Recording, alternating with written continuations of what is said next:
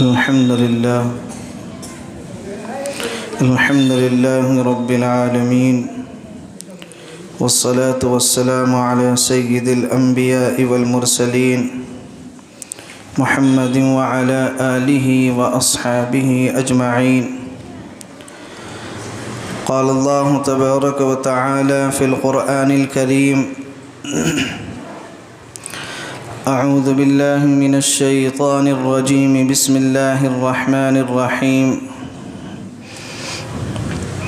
إن الله يحب الذين يقاتلون في سبيله صفا كأنهم بنيان مرصوص.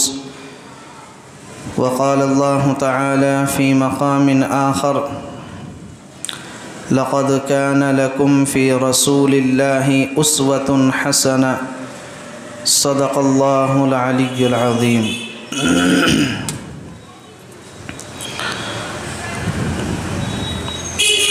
محترم بزرگوں اور عزیز ساتھیوں، شعب ابی طالب میں 3 سال کے لیے آپ صلی اللہ علیہ وسلم کی اپنے خاندان کے ساتھ محصوری اور پھر مشکل حالات میں وہاں وقت گزارنا اور اللہ رب العزت کی طرف سے نکلنے کی وہ سبیل پیدا ہونا جو گزشتہ ہفتے آپ حضرات کو بیان کی گئی تھی اور گزشتہ ہفتے کی مجلس میں بتائی گئی تھی کہ دیمک نے جو معاہدہ نامہ لکھا گیا تھا اس کو چاٹ لیا تھا اور اس میں لفظ اللہ باقی تھا. یہ نبوت کا 10واں سال ہے. آپ صلی اللہ علیہ وسلم کو نبی بنے ہوئے 10 سال ہو چکے ہیں. یہ جو نبوت کا 10واں سال ہے، اللہ کے نبی علیہ السلام نے اس کو عام الحزن کہا ہے. عام کے معنی آتے ہیں سال کے، اور حزن کے معنی آتے ہیں غم اور دکھ کے، دکھ کا سال. دکھ کا سال اس وجہ سے کہا گیا کہ شعب ابی طالب سے نکلنے کے بعد اللہ کے نبی علیہ السلام کے لیے تسلی کا باعث آپ صلی اللہ علیہ وسلم کے سب سے بڑے پشت پناہ، آپ صلی اللہ علیہ وسلم پر انتہائی شفیق اور مہربان، آپ صلی اللہ علیہ وسلم پر شجر سایہ دار کی طرح سایہ کیے ہوئے آپ کے چچا جناب ابو طالب کا انتقال ہوا. حضرت ابو طالب کا جو انتقال ہوا ہے وہ نبوت کے 10ویں سال ہوا ہے اور شعب ابی طالب سے رہائی کے چند دنوں کے بعد ہوا ہے. شعب ابی طالب میں جس وقت حضرت ابو طالب اور اللہ کے نبی علیہ السلام کو اور آپ کے پورے خاندان کو محصور کیا گیا اور قید کیا گیا، اس وقت ان کی عمر 85 سال کی تھی.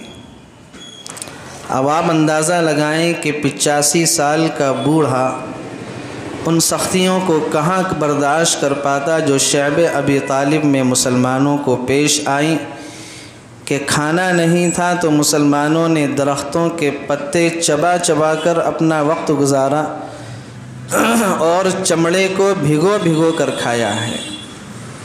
اور وہ احادیث جو اس بارے میں آئی تھی وہ گزشتہ ہفتے کی مجلس میں نے بتائی تھی کہ حضرت سعد بن ابی وقاص رضی اللہ عنہ فرماتے تھے کہ شعب ابی طالب میں محصوری کے دوران رات کے وقت میں میرا پاؤں کسی تر چیز پر پڑ گیا، میں نے اس کو اٹھا کر زبان پر رکھا اور نگل لیا، اور ساری زندگی مجھے نہیں پتہ چل پایا کہ وہ کیا چیز تھی۔ اور صحابہ فرماتے ہیں جس میں حضرت عتبہ بن غزوان رضی اللہ عنہ بھی ہیں کہ درختوں کے پتے کھا کھا کر ہمارے جو اندر کے مسوڑے اور گل پھڑے تھے وہ چھل گئے تھے۔ تو 85 سال کا بوڑھا جس کو ان تکالیف سے دوچار ہونا پڑا ہو، وہ کہاں ان تکالیف کو برداشت کر پاتا۔ چنانچہ شعب ابی طالب سے رہائی ملنے کے چند ایام کے بعد جناب ابو طالب اس دنیا سے رخصت ہو گئے۔ آپ صلی اللہ علیہ وسلم کو جب پتہ چلا کہ وہ اپنی زندگی کے آخری لمحے میں ہیں، تو آپ علیہ السلام ان کے گھر پر تشریف لے گئے اور آپ جناب ابو طالب کے سرہانے بیٹھ گئے۔ جناب ابو طالب کی بدقسمتی کہیے یا اللہ کی مرضی کہیے کہ اس وقت گھر میں ابو جہل بھی موجود تھا۔ آپ صلی اللہ علیہ وسلم نے جناب ابو طالب سے کہا کہ چچا جان، ایک مرتبہ آپ کلمہ پڑھ لیجئے تاکہ کل قیامت کے میدان میں تمہارے لیے دلیل اور حجت بن جاؤں اور اللہ کے دربار میں تمہاری سفارش کرنے والا بن جاؤں۔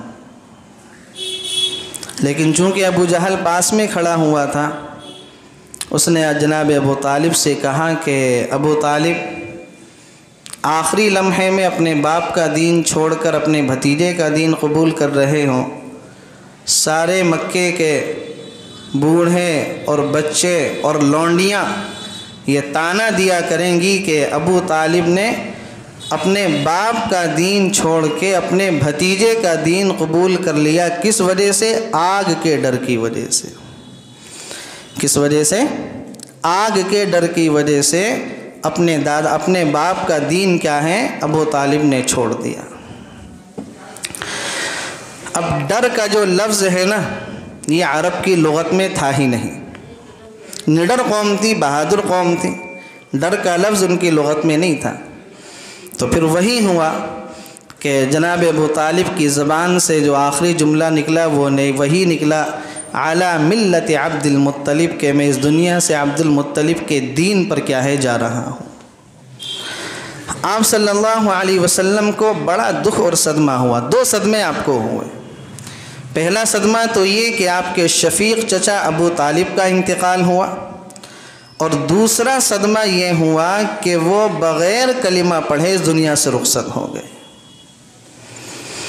آپ صلی اللہ علیہ وسلم اسی صدمے کی حالت میں تھے کہ پھر اللہ رب العزت نے قرآن کریم کی وہ مشہور آیت نازل فرمائی، اِنَّكَ لَا تَهْدِي مَنْ أَحْبَبْتَ وَلَكِنَّ اللَّهَ يَهْدِي مَنْ يَشَاءُ، کہ میرے پیارے نبی، آپ جس کو چاہیں اس کو ہدایت نہیں دے سکتے، اللہ جس کو چاہے اس کو ہدایت دیتا ہے۔ تو آپ صلی اللہ علیہ وسلم پر بڑا بوجھ تھا۔ چنانچہ حضرت علی رضی اللہ عنہ نے آپ کو خبر دی کہ والد صاحب کا انتقال ہو گیا، وہ دنیا سے رخصت ہو گئے۔ آپ نے فرمایا کہ گڑھا کھود کر اس میں کیا ہے ان کو دبا دو۔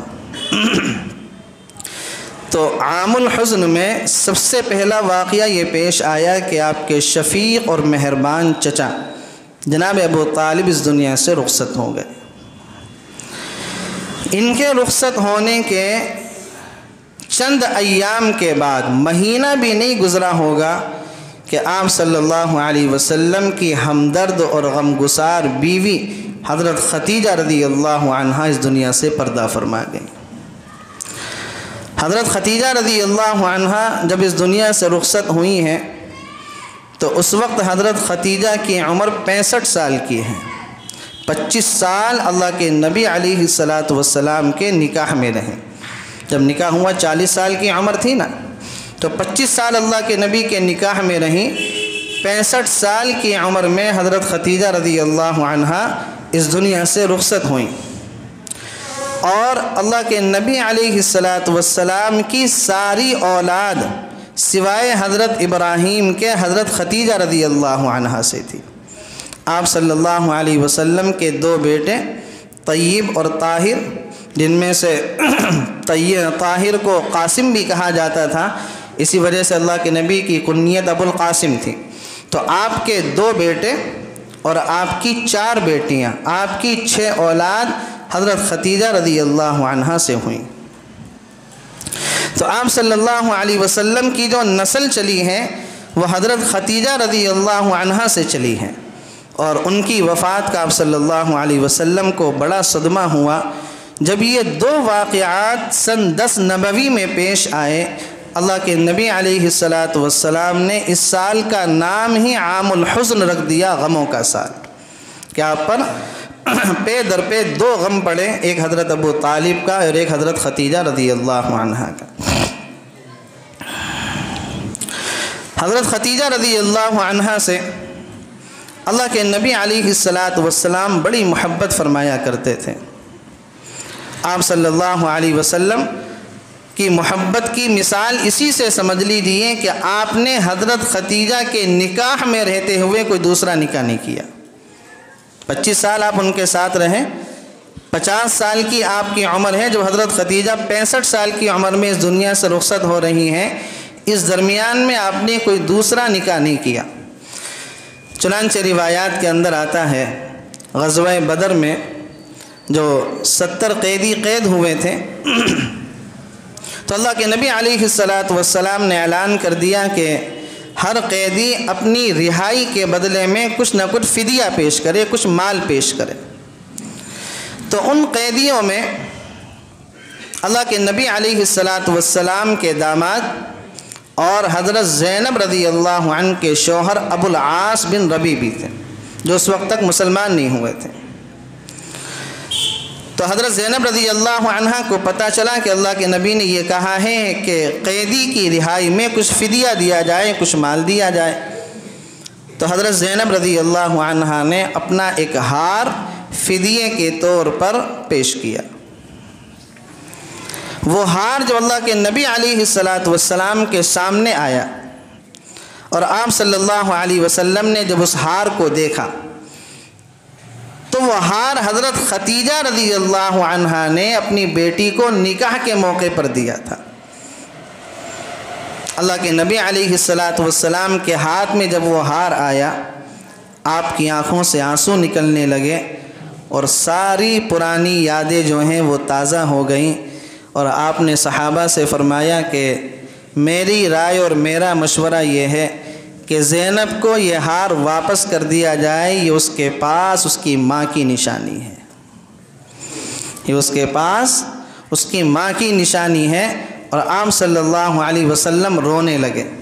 حالانکہ حضرت خدیجہ کو رخصت ہوئے کافی وقت گزر چکا ہے، لیکن محبت دل میں ایسی بیٹھی ہوئی تھی کہ آپ صلی اللہ علیہ وسلم حضرت خدیجہ کا تذکرہ کر کے رونے لگتے تھے۔ ایک مرتبہ حضرت عائشہ صدیقہ رضی اللہ عنہا کے سامنے اللہ کے نبی علیہ السلام حضرت خدیجہ کا ذکر خیر کرنے لگے، ان کو یاد کرنے لگے۔ تو حضرت عائشہ صدیقہ رضی اللہ عنہا نے کہا، آپ کیا اس بوڑھی عورت کو یاد کرتے رہتے ہیں؟ اللہ تعالیٰ نے آپ کو جوان بیویاں عطا کی ہیں، ان سے خوبصورت بیویاں عطا کی ہیں۔ آپ صلی اللہ علیہ وسلم رونے لگے اور آپ نے فرمایا کہ عائشہ، خدیجہ نے میرے اوپر اس وقت مال خرچ کیا جس وقت کسی نے مجھ پر مال خرچ نہیں کیا۔ خدیجہ نے مجھے اس وقت سنبھالا جس وقت مجھے کسی اور نے نہیں سنبھالا۔ اللہ کے نبی علیہ السلام کے گھر میں جب کوئی چیز پکا کرتی تھی تو آپ حضرت خدیجہ رضی اللہ عنہا کی سہیلیوں کے گھر اس کو بھیجا کرتے تھے، اتنی محبت آپ حضرت خدیجہ سے فرمایا کرتے تھے۔ تو سن 10 نبوی میں حضرت خدیجہ رضی اللہ عنہا بھی اس دنیا سے رخصت ہو گئی۔ پھر اسی سال سن 10 نبوی میں اللہ کے نبی علیہ السلام نے طائف کا دعوتی سفر کیا۔ آپ صلی اللہ علیہ وسلم نے طائف کو ہی اختیار کیوں کیا؟ طائف کے اندر ایسی کیا بات تھی کہ آپ صلی اللہ علیہ وسلم نے طائف جانا پسند کیا، دوسری جگہ آپ نہیں گئے؟ طائف جو ہے وہ مکۃ المکرمہ سے 50 میل کے فاصلے پر ہے۔ کتنا؟ 50 میل کے فاصلے پر ہے، اور مکۃ المکرمہ کے بالکل برخلاف ہے کہ طائف کا جو موسم ہے وہ سہانا ہوتا ہے، ٹھنڈا ہوتا ہے، اور طائف جو ہے سرسبز ہے، باغات وہاں پر خوب ہیں، اور اسی طریقے سے پھلوں کے درخت وہاں پر خوب ہیں، اور پہاڑی علاقہ ہے، اور پہاڑیاں جو ہیں وہ ہری پہاڑیاں ہیں۔ مکے کا معاملہ کہ مکہ بالکل گرم ہے، اور مکے کے اندر پھلوں کے باغات بھی نہیں ہیں، اور مکے کے جو پہاڑ ہیں وہ سوکھے ہیں، ہرے بھرے پہاڑ نہیں ہیں۔ 50 میل کے فاصلے پر ہے، اور مکۃ المکرمہ سے بالکل برعکس ہے۔ اور طائف کے انگور اور طائف کے انار کا تو پوچھنا ہی کیا ہے، یہ تو شروع سے ہی مشہور و معروف رہے ہیں، اور اللہ رب العزت نے وہاں کے پھلوں میں خاص طور سے انگور میں اور انار میں بڑا ذائقہ رکھا ہے۔ تو اللہ کے نبی علیہ الصلاۃ نے طائف کو پسند کیا۔ تو میں نے کہا کہ طائف مکۃ المکرمہ سے 50 میل کے فاصلے پر ہے۔ اچھا، طائف کے اندر قبیلہ بنو ثقیف نام کا قبیلہ آباد تھا، قبیلہ بنو ثقیف رہا کرتے تھے، اور طائف کے برابر میں حوازن رہتے تھے۔ حوازن نام کا قبیلہ تھا جن سے بعد میں جنگ حنین ہوئی ہے، وہ انشاءاللہ جب جنگ حنین کا تذکرہ ترتیب وار آئے گا تو میں وہاں پر بیان کروں گا۔ تو طائف کے قریب میں حوازن رہتے تھے جن سے جنگ حنین ہوئی ہے، اور طائف میں بنو ثقیف رہا کرتے تھے۔ بنو ثقیف کی 2 شاخیں تھیں، ایک کا نام جو تھا احلاف تھا، اور ایک کا نام احلاف تھا اور دوسرے کا نام بنو مالک تھا۔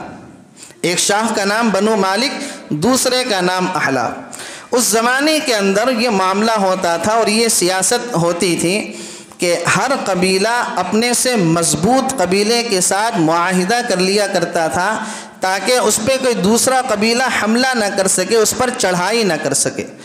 تو جو بنو مالک نام کا قبیلہ تھا اس نے حوازن سے اپنا معاہدہ کر لیا تھا، اور احلاف نام کا جو شاخ تھی جو قبیلہ تھا اس نے قبیلہ قریش سے معاہدہ کر لیا تھا۔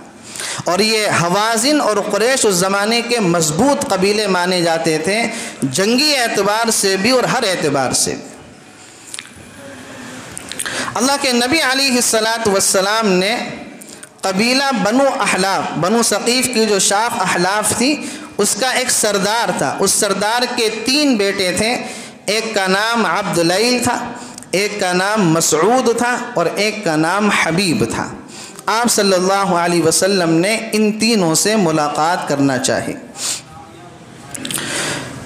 اس زمانے کے اندر جیسے آج کل بھی ہوتا ہے کہ جو مالدار لوگ ہوتے ہیں وہ ہرے بھرے علاقوں میں اور پہاڑی علاقوں میں زمینیں خرید لیتے ہیں، مکان خرید لیتے ہیں، جس کو ہمارے دور میں کہہ لیں کہ فارم ہاؤس خرید لیتے ہیں۔ اس زمانے میں قبیلہ قریش کے جو مالدار لوگ تھے انہوں نے بھی طائف کے اندر فارم ہاؤس بنا رکھے تھے، انہوں نے وہاں پر باغ خرید رکھے تھے جس میں انشاءاللہ وہ تذکرہ ابھی آگے آئے گا۔ اللہ کے نبی علیہ الصلاۃ نے بنو ثقیف کے 3 سرداروں سے ملاقات کی، مسعود، عبد اللیل اور حبیب سے، اور تینوں نے اللہ کے نبی علیہ الصلاۃ کو بڑی سختی سے جواب دیا، اور آپ صلی اللہ علیہ وسلم کے ساتھ بڑی بدتمیزی سے پیش آئے۔ ایک سردار نے تو یہ کہا کہ کیا اللہ نے آپ کو ہی چنا ہے کعبہ کا غلاف چاک کرنے کے لیے، اس کو پھاڑنے کے لیے؟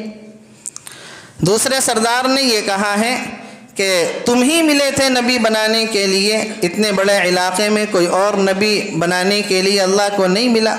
اور تیسرے نے یہ کہا کہ میں تم سے بات ہی نہیں کرتا، اگر تم جھوٹے ہو تو میں جھوٹوں سے بات کرنا پسند نہیں کرتا، اور اگر تم سچے ہو تو میں اپنی زبان سے کوئی جملہ نکال دوں اور تم سچے ہو اور تم میرے بارے میں کوئی بد دعا کر دو تو اللہ وہ بد دعا میرے اوپر بھیج دے، اس لیے میں تم سے بات ہی کرنا پسند نہیں کرتا۔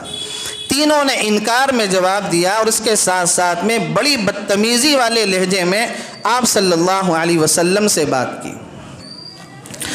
آپ صلی اللہ علیہ وسلم نے تینوں سے بات کرنے کے بعد جب تینوں نے انکار کر دیا تو آپ نے یہ فرمایا کہ دیکھو تم نے میری بات کو نہیں مانا، میری دعوت کو نہیں مانا، کوئی بات نہیں، لیکن اس بات کو کسی دوسرے سے مت کہنا، اس لیے کہ میں ابھی یہاں پر اور لوگوں سے بھی ملاقات کروں گا۔ اور آپ صلی اللہ علیہ وسلم کا طائف میں اور خاص طور سے بنو ثقیف میں اور بنو ثقیف میں بھی احلاف کے سرداروں سے ملاقات کرنے کا مقصد یہ تھا کہ ان کا قریش سے معاہدہ ہو چکا ہے، اگر یہ لوگ مسلمان ہو گئے تو قریش کے دل کے اندر نرمی پیدا ہوگی، شاید ان کی وجہ سے ان کو بھی اسلام قبول کرنے کی توفیق مل جائے۔ یہ آپ صلی اللہ علیہ وسلم نے اپنا ذہن لگایا۔ چنانچہ آپ نے یہ فرمایا کہ ٹھیک ہے، آپ نے دعوت کو قبول نہیں کیا، کوئی نہیں، لیکن اس بات کو یہیں تک رکھنا، کسی دوسرے سے مت کہنا، اس لیے کہ مجھے ابھی یہاں پر دوسرے لوگوں سے بھی ملاقاتیں کرنی ہیں۔ لیکن ہوا الٹا، ان بدبختوں نے اس بات کو راز رکھنے کے بجائے طائف کے جو اوباش اور طائف کے جو بدتمیز نوجوان لڑکے تھے، اللہ کے نبی علیہ السلام کے پیچھے لگا دیے، اور انہوں نے آپ صلی اللہ علیہ وسلم پر جو پتھر برسانے شروع کیے، آپ صلی اللہ علیہ وسلم پر اتنے پتھر مارے کہ آپ کے جو جوتے اور آپ کے جو نعلین مبارک تھے وہ خون سے بھر گئے، اور بھرنے کے بعد چپک گئے۔ اتنا خون آپ صلی اللہ علیہ وسلم کا نکلا۔ اور اس سفر میں آپ صلی اللہ علیہ وسلم کے جو ساتھ تھے وہ آپ کے منہ بولے بیٹے حضرت زید ابن حارثہ رضی اللہ عنہ تھے، اور انہوں نے آپ صلی اللہ علیہ وسلم کی رفاقت کا اور آپ صلی اللہ علیہ وسلم کے ساتھی بننے کی مثال قائم کر دی کہ انہوں نے پیٹھ اپنی کفار کی طرف کر دی، ان اوباش لڑکوں کی طرف کر دی، اور حضرت زید ابن حارثہ رضی اللہ عنہ کے اتنے پتھر پڑے کہ 3 جگہ سے ان کا سر پھٹا تھا۔ کتنی جگہ سے؟ 3 جگہ سے حضرت زید ابن حارثہ رضی اللہ عنہ کا سر پھٹا۔ آپ صلی اللہ علیہ وسلم اس لہو لہان حالت میں آبادی سے باہر نکل کر آئے تو وہاں پر ایک باغ تھا عتبہ اور شیبہ کا۔ ان دونوں کا تذکرہ جب جنگ بدر کا واقعہ آئے گا انشاءاللہ اس میں کروں گا۔ تو جیسے میں نے کہا تھا نا کہ قریش کے سرداروں کے فارم ہاؤس تھے طائف کے اندر، تو اس میں عتبہ اور شیبہ کا بھی وہاں پر فارم ہاؤس تھا، وہاں پر باغ تھا، اور وہ باغ آج بھی موجود ہے، اس کے اندر مسجد بھی بنی ہوئی ہے۔ جن لوگوں نے وہاں کا مبارک سفر کیا ہے انہوں نے وہاں پر زیارات کی ہوں گی۔ تو وہاں پر عتبہ اور شیبہ کا باغ تھا۔ آپ صلی اللہ علیہ وسلم اس باغ کے اندر داخل ہوئے، آپ کا جسم اتنا لہو لہان ہو چکا تھا اور آپ صلی اللہ علیہ وسلم زخموں سے اتنے چور ہو چکے تھے کہ عتبہ اور شیبہ کہ جنہوں نے مکے میں آپ پر ظلم و ستم کے پہاڑ توڑے تھے، اور ان کے باپ نے بھی آپ صلی اللہ علیہ وسلم پر ظلم و ستم کے پہاڑ توڑے تھے، آپ صلی اللہ علیہ وسلم کی حالت دیکھنے کے بعد عتبہ اور شیبہ کے دل کے اندر بھی نرم گوشہ پیدا ہوا، اور اس نے اپنے باغ کے خادم جس کا نام عداس تھا اس کے ہاتھ انگور کا ایک خوشہ پلیٹ کے اندر رکھا اور کہا کہ جاؤ ان کے سامنے پیش کرو اور ان سے کہنا کہ کھا لینا، انکار نہ کرنا، رد نہ فرمانا۔ چنانچہ عداس جب وہ انگور کا خوشہ لے کر اللہ کے نبی علیہ السلام کے پاس آئے تو آپ صلی اللہ علیہ وسلم نے بسم اللہ الرحمن الرحیم پڑھ کر وہ انگور کھایا۔ تو عداس نے کہا کہ آپ نے جو یہ کلمہ پڑھا ہے یہ بڑا مبارک کلمہ ہے، اور یہ کلمہ تو یہاں پر کوئی نہیں پڑھتا جب کوئی چیز کھاتا ہے۔ تو آپ صلی اللہ علیہ وسلم نے کہا کہ میں اللہ کا نبی ہوں اور مجھے یہ کلمہ اللہ کی طرف سے تعلیم کیا گیا ہے۔ تو آپ نے پوچھا کہ تم کہاں کے رہنے والے ہو؟ تو عداس نے کہا کہ میں نینوا کا رہنے والا ہوں۔ تو آپ صلی اللہ علیہ وسلم نے فرمایا اچھا میرے بھائی یونس کے شہر سے رہنے والے ہو؟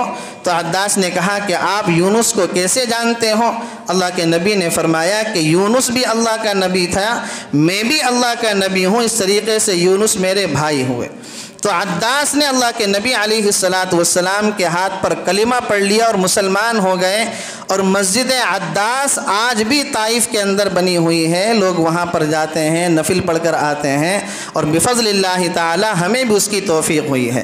مسجد عداس آج بھی وہیں پر موجود ہے جہاں پر اللہ کے نبی علیہ السلام نے وہ انگور کھائے تھے، اور انہی کے نام سے مسجد عداس وہاں پر تعمیر کر دی گئی۔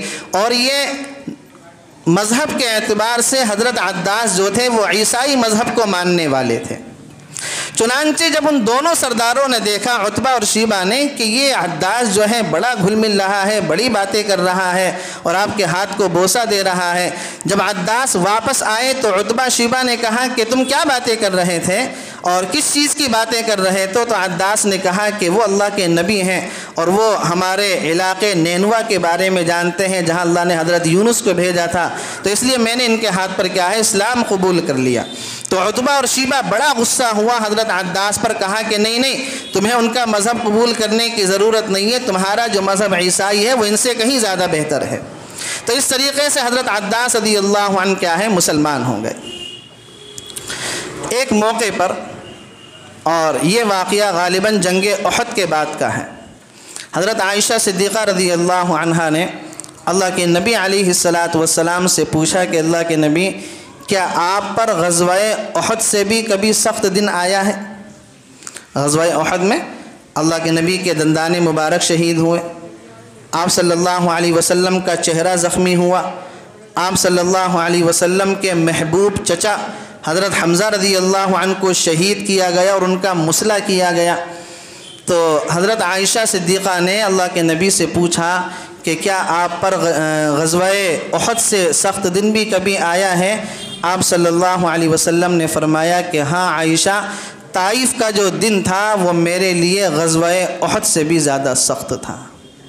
طائف کا دن غزوہ احد سے بھی زیادہ سخت تھا۔ پھر آپ صلی اللہ علیہ وسلم نے حضرت عائشہ کو آگے کی بات بتائی کہ جب میں باغ سے باہر نکل کر آیا اور زخموں سے بالکل چور تھا اور چلا نہیں جا رہا تھا، بری حالت تھی، تو میں نے یکایک دیکھا کہ سامنے میرے حضرت جبرائیل علیہ السلام موجود ہیں اور حضرت جبرائیل کے ساتھ میں ایک فرشتہ ہے۔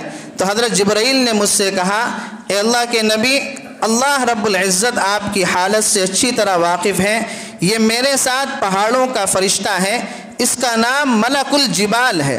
ملک الجبال پہاڑوں کا بادشاہ، پہاڑوں کا فرشتہ، پہاڑوں کی جو حکومت ہے وہ اللہ رب العزت نے اس کے حوالے کر رکھی ہے کہ یہ پہاڑوں میں تصرف کرتا ہے جیسے چاہتا ہے، لہذا آپ حکم کریں، یہ فرشتہ جو ہے طائف کی بستی کو دونوں پہاڑوں کے درمیان میں پیس کر رکھ دے گا، اور یہ اللہ نے آپ کو بھیجا ہے۔ حالانکہ اللہ رب العزت چاہتا تو حضرت جبرائیل کو بھیج دیتا، فرشتے کو بھیجنے کی ضرورت نہیں تھی، یا اللہ رب العزت اگر چاہتا تو صرف فرشتے کو بھیج دیتا، حضرت جبرائیل کو نہیں بھیجتا، لیکن اللہ نے حضرت جبرائیل کو بھی بھیجا اور ساتھ میں پہاڑوں کے فرشتے کو بھی بھیجا اور کہا کہ اگر آپ کہیں گے تو طائف کی بستی کو دو پہاڑوں کے درمیان میں پیس کر رکھ دیا جائے گا اور اس بستی کا چورا چورا کر دیا جائے گا، اور اللہ رب العزت آپ کے حکم کا منتظر ہے اور یہ فرشتہ آپ کے حکم کا منتظر ہے۔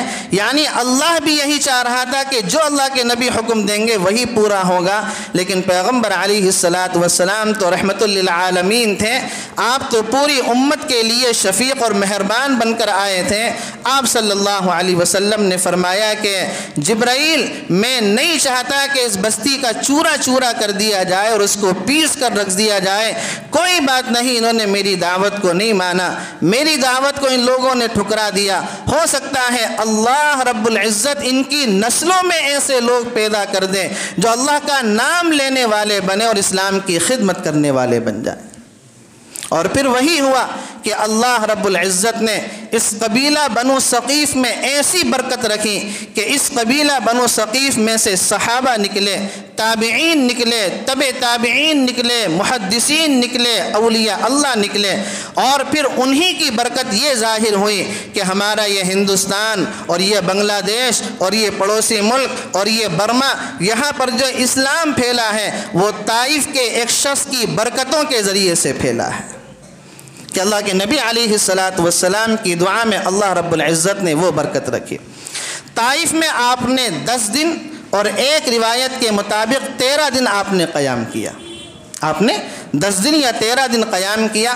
اس کے بعد جب آپ طائف سے واپس ہوئے تو مسئلہ یہ تھا کہ مکۃ المکرمہ میں کیسے داخل ہوا جائے، اس لیے کہ پورے مکے کے اندر خبر پھیل چکی ہوگی کہ آپ صلی اللہ علیہ وسلم طائف گئے تھے اور طائف والوں نے آپ کے ساتھ یہ سلوک کیا، تو مکے میں کیسے داخل ہوا جائے۔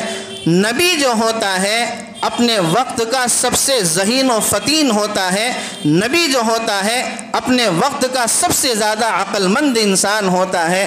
اللہ کے نبی علیہ السلام نے مکے میں داخل ہونے سے پہلے غار حرا میں قیام کیا، اور غار حرا میں پہنچنے کے بعد آپ نے مکے کے کچھ سرداروں کے پاس قیام بھیجا کہ آپ ہمیں اپنی امان کے اندر لے لیجئے۔ اس زمانے میں یہ ہوتا تھا کہ جو سردار اگر کسی آدمی کو اپنی امان میں لے لے تو پھر کسی کی ہمت اور طاقت نہیں تھی کہ اس کی طرف دیکھ سکے۔ چنانچہ آپ نے سب سے پہلے اخنس بن شریق کی طرف پیغام بھیجا، جس کا تذکرہ رات میں نے تفسیر ہی کے اندر کیا تھا کہ اخنس بن شریق اور ابو جہل اور ابو سفیان یہ تینوں چھپ کر قرآن سنا کرتے تھے۔ تو آپ نے سب سے پہلا پیغام اخنس بن شریق کی طرف بھیجا کہ ہمیں جو ہے اپنی امان کے اندر لے لو۔ تو اخنس بن شریق نے کہا کہ میں قریش سے پہلے ہی معاہدہ کر چکا ہوں۔ پھر آپ نے ایک دوسرے کی طرف پیغام بھیجا، انہوں نے بھی منع کر دیا۔ پھر آپ نے مطعم بن عدی کی طرف پیغام بھیجا۔ کس کی طرف؟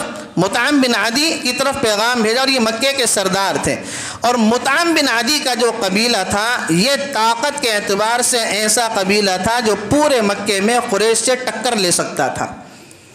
تو مطعم بن عدی کے پاس جب آپ نے پیغام بھیجا تو اس نے کہا کہ ٹھیک ہے، میں آپ کو امان دینے کے لیے تیار ہوں۔ اور مطعم بن عدی نے اپنے دونوں بیٹوں سے کہا کہ ہتھیار پہنو اور چلو غار حرا کی طرف، محمد الرسول اللہ کو پناہ دینی ہے۔ چنانچہ وہ غار حرا پر آئے، آپ صلی اللہ علیہ وسلم ان کی سرگردگی میں اور ان کے ساتھ مکۃ المکرمہ کے اندر داخل ہوئے۔ مطعم بن عدی نے پوچھا کہ آپ کیا کریں گے؟ آپ نے فرمایا کہ میں پہلے حجر اسود کا بوسہ لوں گا، اس کے بعد میں نماز پڑھوں گا۔ چنانچہ آپ نے حجر اسود کا بوسہ لیا، صحن کعبہ میں نماز پڑھی۔ کہا کہ اب کیا کریں گے؟ کہا کہ میں اب گھر جانا چاہتا ہوں۔ اس کے بعد اللہ کے نبی گھر چلے گئے۔ مجال نہیں تھی کسی کی کہ اللہ کے نبی کی طرف دیکھ سکیں، اس لیے کہ آپ صلی اللہ علیہ وسلم ایک سردار کی امان کے اندر مکۃ المکرمہ میں داخل ہوئے تھے۔ یہ مطعم بن عدی جو تھے، انہی کے بیٹے حضرت جبیر ابن مطعم بعد میں مسلمان ہوئے تھے، بہت بڑے صحابی تھے۔ ایک بات اور کہہ دوں، اس کے بعد انشاءاللہ بات ختم کروں گا۔ غزوہ احد کے موقع پر اللہ کے نبی علیہ الصلاۃ، غزوہ بدر کے موقع پر اللہ کے نبی علیہ الصلاۃ نے جو قیدیوں کو گرفتار کیا تھا، تو لوگوں کی طرف سے سفارشیں آ رہی تھیں کہ آپ ان کو چھوڑ دیجئے، ان کو چھوڑ دیجئے، ان کو چھوڑ دیجئے۔ آپ صلی اللہ علیہ وسلم نے کسی کی سفارش پر نہیں چھوڑا، آپ نے فدیہ لیا۔ لیکن آپ نے اس موقع پر ایک بات ارشاد فرمائی۔ آپ نے فرمایا کہ اگر آج مطعم بن عدی زندہ ہوتا اور مجھ سے ان 70 کے بارے میں سفارش کرتا کہ ان کو چھوڑ دو، کہ میں مطعم بن عدی کی سفارش پر ان 70 کو آزاد کر دیتا اور چھوڑ دیتا۔ کیوں؟ اس لیے کہ مطعم بن عدی نے اللہ کے نبی پر احسان کیا تھا۔ تو حل جزاء الاحسان الا الاحسان، احسان کا بدلہ کیا ہے؟ احسان سے دینا چاہیے۔ تو آپ نے فرمایا اگر آج مطعم بن عدی ہوتا تو اس کے کہنے پر ان 70 کو کیا ہے؟ آزاد کر دیتا اور چھوڑ دیتا۔ اس طریقے سے اللہ کے نبی علیہ السلام مکۃ المکرمہ میں آ گئے۔ اس طائف کے سفر میں صرف ایک وصول یابی ہوئی حضرت عداس رضی اللہ عنہ کی، باقی انہوں نے انکار کر دیا تھا، سب نے منع کر دیا۔